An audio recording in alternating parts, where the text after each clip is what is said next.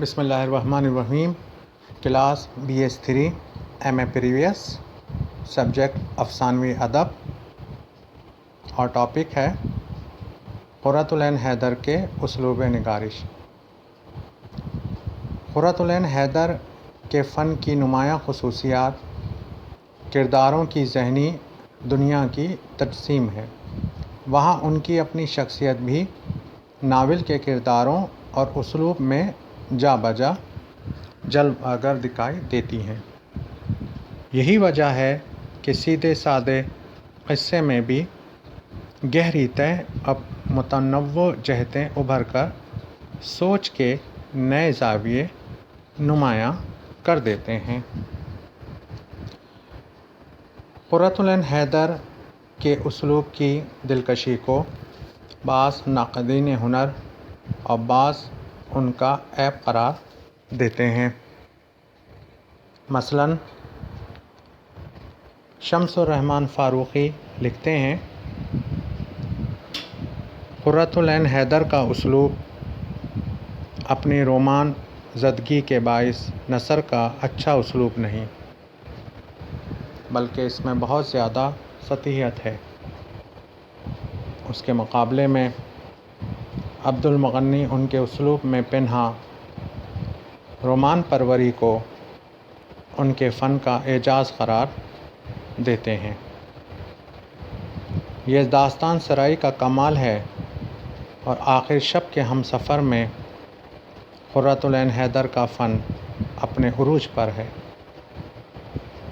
بنگال کی جو مرقع نگاری انہوں نے کی ہے وہ اودھ کی تصویر کشی سے زیادہ دلکش ہے۔ ممکن ہے اس کی وجہ سرزمین کی اپنی دلکشی ہو، مگر اس دلکشی کو لفظوں میں منقش کرنے کا کارنامہ فنکار نے انجام دیا ہے۔ انہوں نے اپنے کئی ناولوں میں شعور کی رو کی تکنیک کے علاوہ فلیش بیک کی تکنیک کو بھی برتا ہے۔ ڈاکٹر انور پاشا لکھتے ہیں، قرۃ العین حیدر اس عہد کی بے حد حساس اور وسیع النظر ناول نگار ہیں، اس لیے جس ماحول اور معاشرے میں ان کے کردار سانس لیتے اور جیتے ہیں، اس عہد کی روح اس عہد کے انسان کا دکھ سکھ، آرزوئیں اور تمنائیں، شادمانیاں اور محرومیاں، ان سب کا عکس ان کے ناولوں کے کرداروں میں موجود ہے۔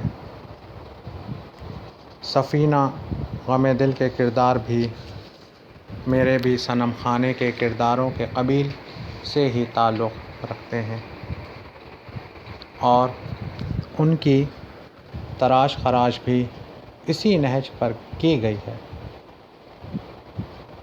البتہ آگ کا دریا کی کردار نگاری میں ان دونوں ناولوں کے مقابلے میں زیادہ وسعت اور تنوع موجود ہے۔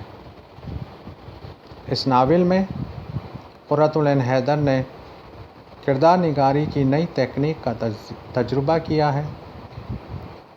اس کے زیادہ تر کردار علامتی حیثیت رکھتے ہیں۔ اس مرکزی کردار ہندوستانی تاریخ کے مختلف روپ لے کر آتے ہیں اور اپنے اثر کی ترجمانی کرتے ہیں۔ ان کے ناولوں میں فلسفیانہ افکار ملتے ہیں۔ آپ کے ناولوں میں جہاں مادیت اور روحانیت کا سفر نظر آتا ہے، وہیں انسانی تاریخ اور انسانی رویوں کے جبر بھی نظر آتے ہیں۔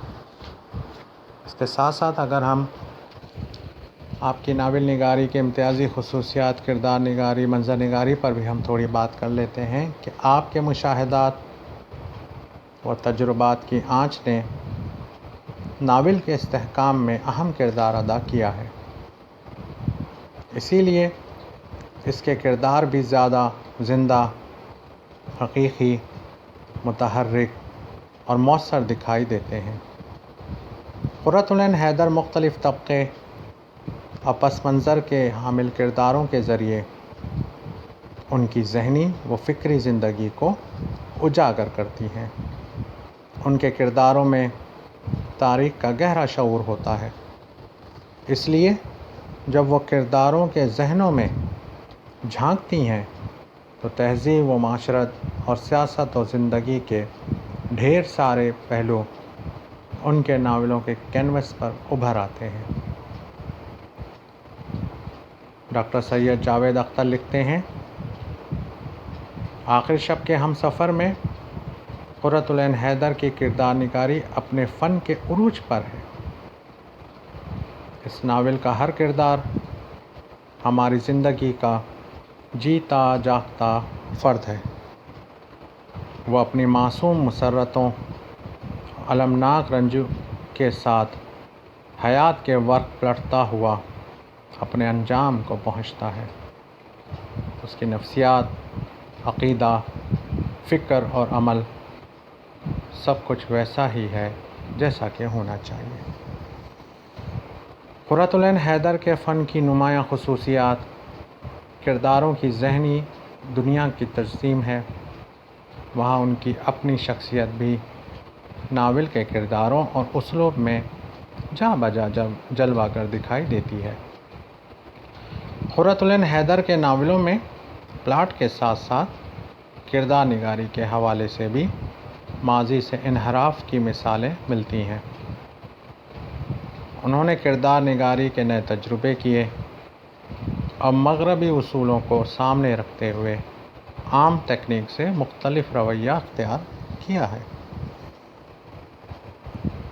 قرۃ العین حیدر کے ناولوں میں تہذیبوں کا تصادم اور سیاسی عمل ایک نئے رنگ میں ظہور پذیر ہوتے نظر آتے ہیں۔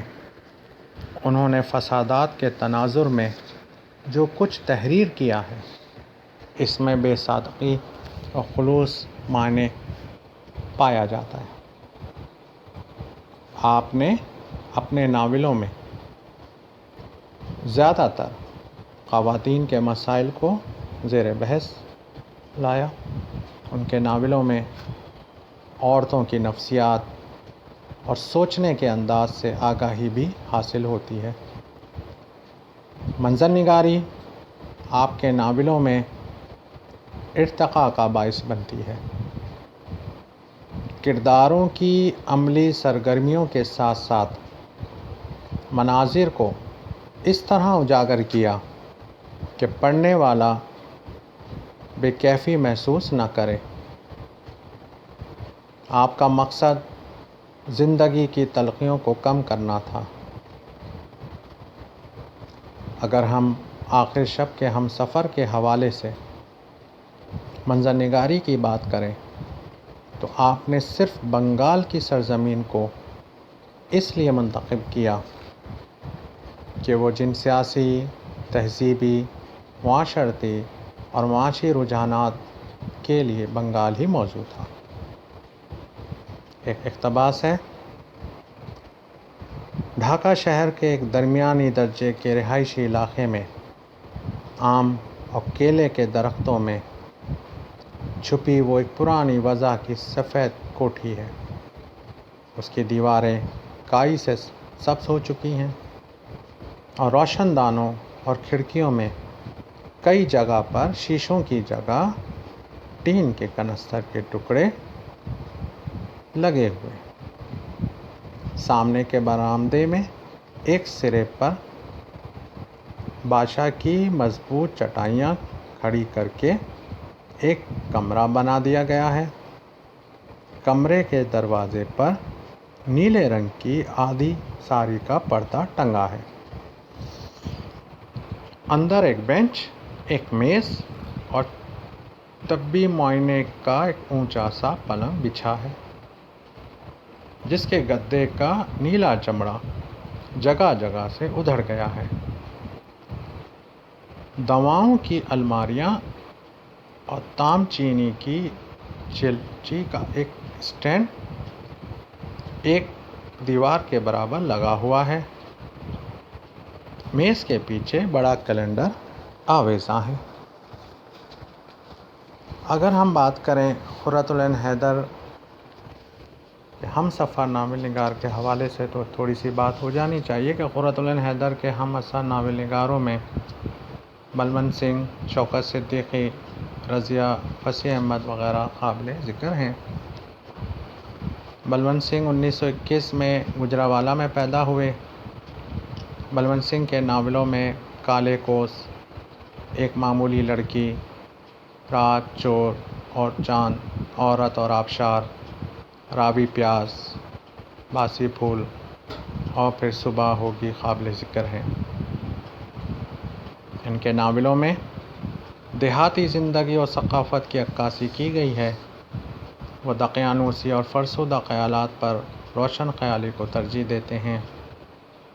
ان کے کردار کسی ایک مخصوص مذہب سے نہیں بلکہ وہ تمام مذاہب سے اپنے کردار چنتے ہیں۔ شوکت صدیقی کی تاریخ پیدائش 1923 ہے۔ وہ لکھنؤ میں پیدا ہوئے۔ خدا کی بستی، جانگلوس، چار دیواری جیسے عظیم ناول لکھے۔ آپ کے ناولوں میں جہاں تقسیم وطن کا معاشرہ اور مسائل پیش کیے گئے ہیں، وہیں معاشرتی استحصال کو بھی نمایاں دکھایا گیا ہے۔ جہاں افراد سماجی گھٹن اور ان بندشوں میں زندہ رہ رہے ہیں جو انہوں نے خود پیدا نہیں کی۔ اس کے علاوہ رضیہ فصیح احمد 1924 کو مراد آباد یوپی میں پیدا ہوئیں۔ سیمی، آبلہ پا، ایک جہاں اور بھی ہے، صدیوں کی زنجیر جیسے شاہکار ناول لکھے۔ آپ نے کرداروں کی نفسیاتی کشمکش اور جدوجہد کو عمدگی سے پیش کیا ہے۔ فرد کس طرح معاشرے کے ہاتھوں مجبور ہوتا ہے۔ برصغیر تقسیم ہند سے پہلے اور بعد کی سیاسی صورتحال کو بھی پیش کیا۔ بنگال کے حالات، رویوں اور امیدوں کا سفر دکھایا گیا ہے۔ اس کے علاوہ آپ کے ہم اثر ناول نگاروں میں اشفاق احمد، جوگندر پال، انتظار حسین اور عبداللہ حسین جیسے اہم ناول نگار بھی شامل ہیں۔